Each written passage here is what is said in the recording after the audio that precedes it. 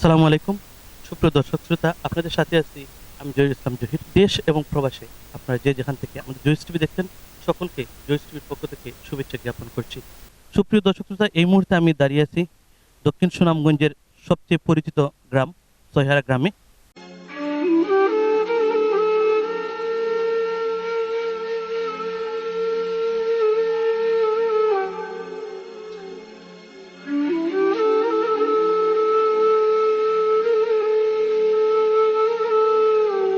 এই মুহূর্তে যে কথা বলছি আমরা একজন পথচারীর সাথে। ধন্যবাদ আপনারে। এই যে রাস্তাটা আপনারা দেখরা এখান থেকে আইছে সয়ারা থেকে আমরিয়া গেছে, আমরিয়া বুরুমপুর হয়ে দক্ষিণ সুনামগঞ্জে অবস্থা দরগাবাসা ইউনিয়নে। এই রাস্তাটা বেসিক্যালি প্রায় 4 কিলোমিটার জায়গা, কিন্তু এই রাস্তাটা প্রায় 3 থেকে 5 ফুট পানির নিচে বর্তমানে আছে আর কি।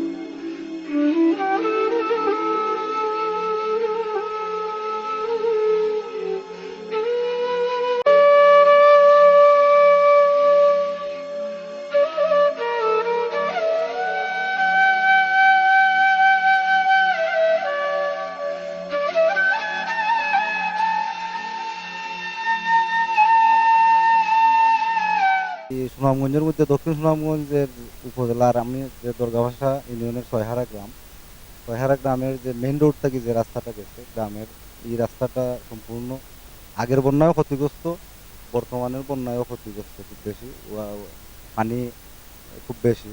পাশাপাশি আমরা গ্রামের 30% ফ্যামিলি যারা নতুন বাড়ি করছেন বা গ্রামের ভিতরেও কিছু বাড়ি আছে, তার মধ্যে পানি উঠছে, পানি নিয়ে ব্যাপক ক্ষতি করছে।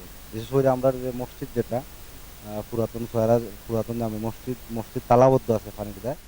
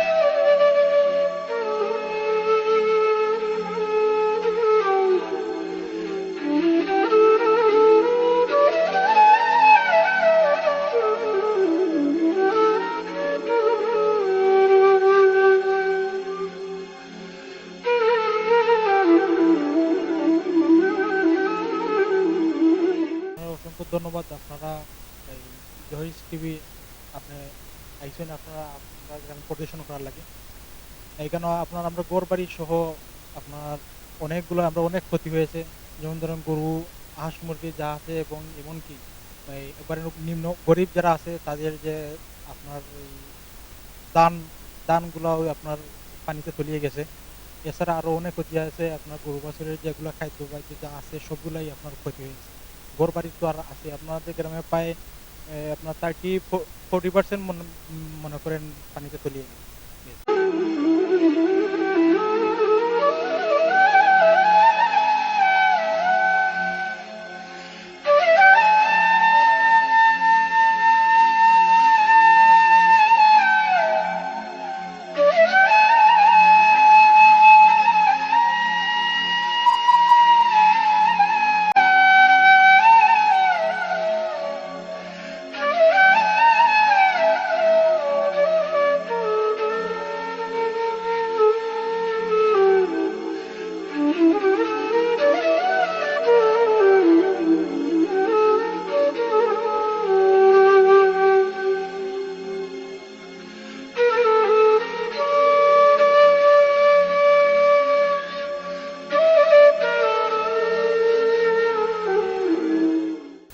যে দক্ষিণ সুনামগঞ্জের সবচেয়ে পরিচিত যে গ্রামটি, সে গ্রামটি হচ্ছে চয়হারা গ্রাম। আজকে আমরা সেই গ্রামটি যে পুরোপুরি যে পরিদর্শন করেছি, দেখেছি পানিবন্দী মানুষের হাহাকার, দেখেছি গ্রামের যে পুরাতন মসজিদটি, সে মসজিদটিও পানির নিচে তলিয়ে গেছে। আসুন আমরা সকলে মিলে এই গরিব অসহায় মানুষের পাশে দাঁড়াই। আমরা জানি দোষে মিলে করি কাজ, হারি জিতে নাহি রাজ।